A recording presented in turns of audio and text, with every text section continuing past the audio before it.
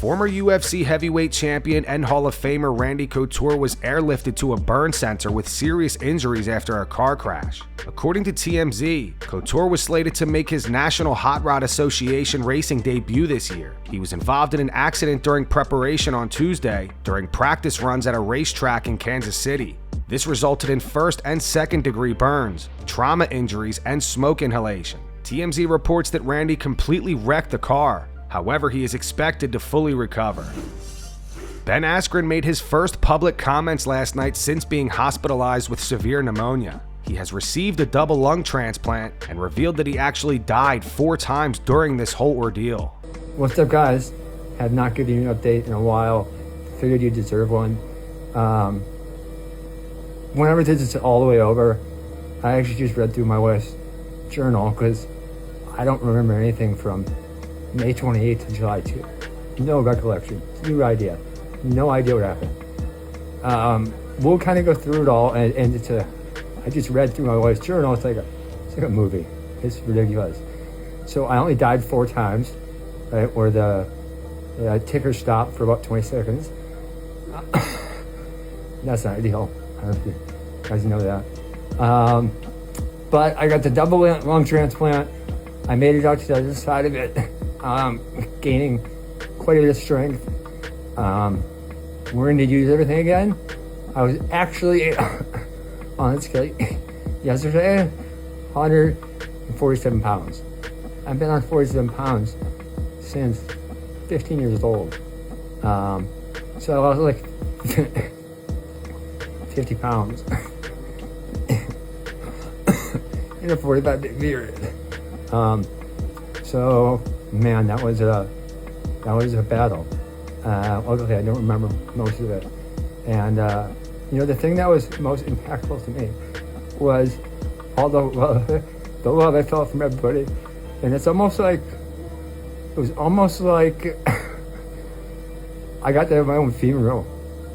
Right? I still remember 30 years ago when Dave Schultz died, and you listen to all these older people, recollect how much they enjoyed him, how much they loved him. And, obviously he never had to hear that. I'm sure some people have heard him. But, so man, the outpouring of love from the wrestling community was just amazing. It felt so good. And so, I'm more motivated than ever to keep give back and do what I can and help out the best I can help out. I love you guys. I appreciate you guys. It's been tough, not only on me but my whole family and my close community. So I appreciate everything. Hope you guys appreciate the update. And like I said, sometime down the road, maybe Amy and I can detail everything a little more. So many fighters have voiced their support for Ben in the comment section. Joe Rogan left heart emojis. Daniel Cormier said, "We love you, buddy. You're a fighter and that's why you are fighting back. Thank God we still have you." Tom Aspinall said, "Keep going, Ben. We are all behind you, brother." Michael Chandler writes, "Love you, Ben. You have always been the toughest man I have ever been around in my entire life. Proud to call you a friend. I wouldn't be where I am today without your belief in me. And the same is true for many others you have impacted." Stipe Miocic said, "God bless you, brother. Heart of a warrior." Alexander Volkanovski and Bilal Muhammad left praying hands emojis. Chris Weidman says, "We love you, brother. Huge inspiration to so many. You are as tough as they come. We are praying for you and the family." Henry Cejudo says, "Glad you made it through, bro. Really put life into perspective for all of us. The funky is back." Tony Ferguson writes, "Looking good, buddy. Good thoughts and good energy, my friend." Brandon Moreno says, "My spirit is with you, Ben." Curtis Blades wrote, "Tougher than a $2 steak. Praying for a direct, full recovery." And Habib left a palms up emoji. Charles Oliveira reflects on his KO loss to Ilia Topuria. Speaking to AG Fight, Oliveira said, "I would change everything. Not in my training camp, but in the fight. Everything I trained, I didn't put into practice. I didn't do anything I trained. He implemented his strategy and became champion. In reality, the strategy was to hit and get out. Step on his knees, use hand sequences to be able to kick high to the head, maintain distance with my front kicks. I had trained a lot of calf kicks, a lot of knee stomps, not standing still, and then the fight started. I stood still taking blows. There are things I should have done but didn't. That's what frustrates me the most. having trained so hard for something and not having done it in the fight. Renato Moican reveals he received a ton of hate messages after his recent decision loss to Beneil Dariush. Brother, I'm so disappointed. You don't know how many people message me about that, bro. Look how many. Yeah. How many. That's a lot. How many people message me? Yeah. And most of that is saying. Show the camera, bro. Show the brother, camera. Look at that, brother.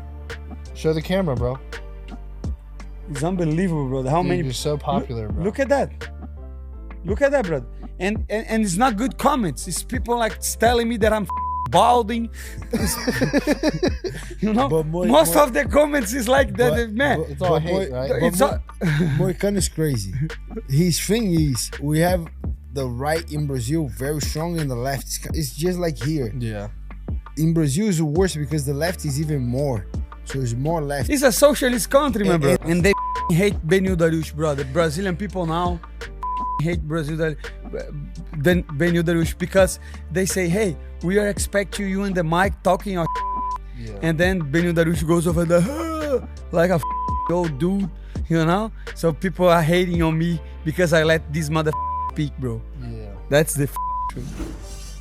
Derrick Lewis is set to take on Tallison Teixeira this weekend at UFC Nashville. At just 25 years old, Teixeira comes into the fight undefeated at 8-0, but Lewis isn't convinced he's ready for this level of competition. According to Derrick, accepting this fight was a big mistake for Teixeira. He believes his experience will play a major factor in the matchup.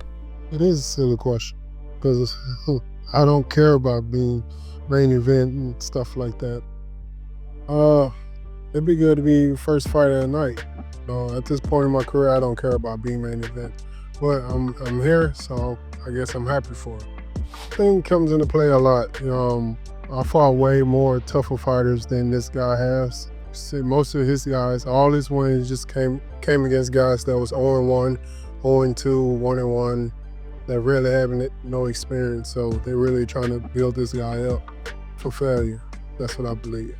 I believe it really is levels to it, and I think like coming against a guy like me, very unpredictable, very dangerous.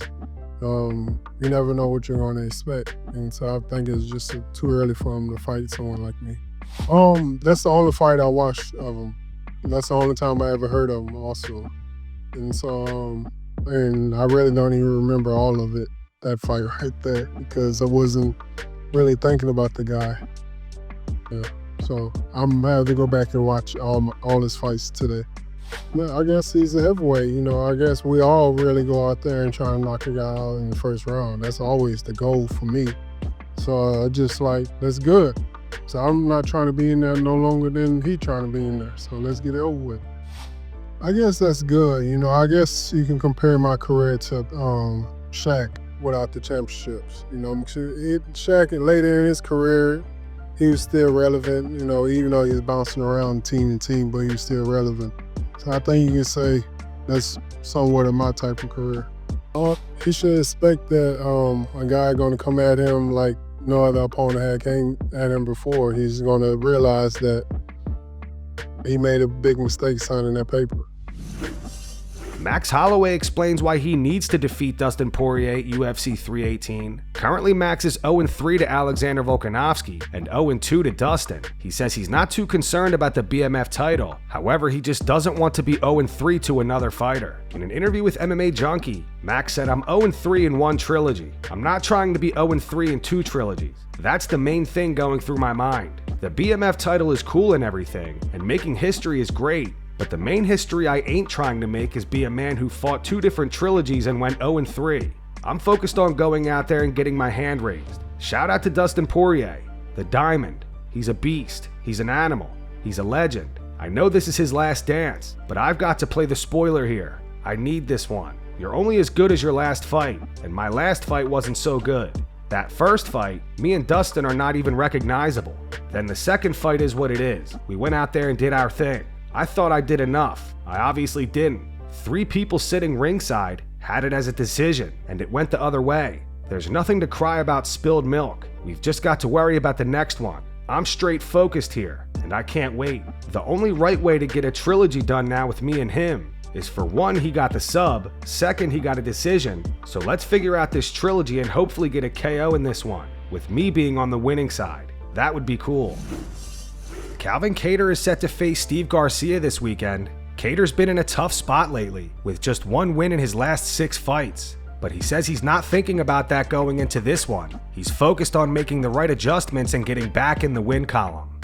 Man, just got to get started a little earlier, just kind of use that, like, maybe even later pace, that 5-round fight still.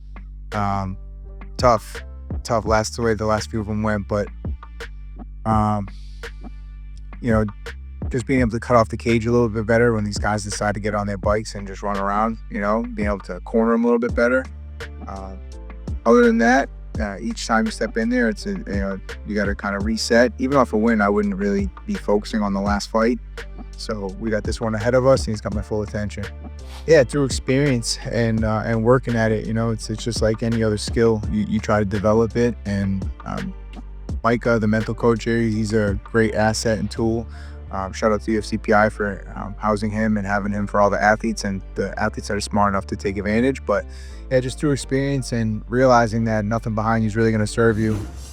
Stephen Thompson is preparing to face Gabriel Bonfim this weekend at UFC Nashville. Speaking to media yesterday, Wonderboy gave his take on Islam Makhachev moving up to the welterweight division. He went on to say, well, number one, if I was in the top 5, I would be very upset that this guy who just got the title is already looking at someone from a different division. If it was me if I'm in the top 5, more deserving than this guy coming up, like I've been waiting here. On Islam versus JDM, Wonderboy continued, now I think it's a good fight. I think it's a very good fight for Islam Makhachev coming up. JDM's a bigger guy, a guy with great takedown defense, and a guy who just won the title from somebody very similar to himself in Bilal Muhammad. Cardio for days, strong grappling background. I do believe that Islam has better striking than Bilal does, so I think it would be interesting.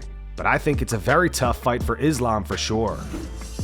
Dean Thomas believes Alex Pereira is fully capable of reclaiming the light heavyweight title. Alex just lost the belt to Magomed Ankalaev via unanimous decision this past March. However, Dean thinks he can win it back and defend it multiple times. He said there's no one in MMA harder on older fighters than I am. I've said things about Kamaru Usman and all these other guys as you get older. It's too late for them. But I think Alex Pereira is the exception in this case, for a couple reasons. First off, I think he's got a style that actually helps him in terms of age. He doesn't move his feet a lot, doesn't wrestle a lot, and he's just got power that guys run into. So he's not putting a lot of wear and tear on his body in training. And he's definitely not putting wear and tear on his body in fights. Secondly, he's in one of the top 3 worst divisions in the UFC, which means that all he's got to do is probably not even fight again. He should probably get an immediate rematch. There's no one else in the division that warrants a fight against Magomed Ankalaev. So Alex Pereira, even at 38, still can go out there and win a championship and still probably defend it 3 more times. Ali Abdelaziz made an appearance on the Pound for Pound podcast today and dropped some interesting news. Firstly, he said Magomed Ankalaev will likely be defending his light heavyweight title in a rematch with Alex Pereira in October. I think Alex was injured. I think Alex is a good fighter. I think he's a real fighter. He's a lion. But in a way, Ankalaev should have been a champion 2-3 years ago. Alex would never been a champion. And I'm gonna tell you something again. If they fight again, and they will fight again probably in October, it's gonna be worse for Alex. Ali also revealed that the UFC attempted to book Kamaru Usman versus Israel Adesanya at middleweight. However, Usman turned it down. Kamaru asked Ali what was one fight he wished he could have made happen. Here's what Ali said in response. You wanna be honest? You versus Israel Adesanya. But the way I looked at this, it was not about money. It had nothing to do with money. Israel went and he fought at light heavyweight. He got his shot. And I was like, why I cannot get my brother, the guys who I love is my best friend, to go fight at middleweight?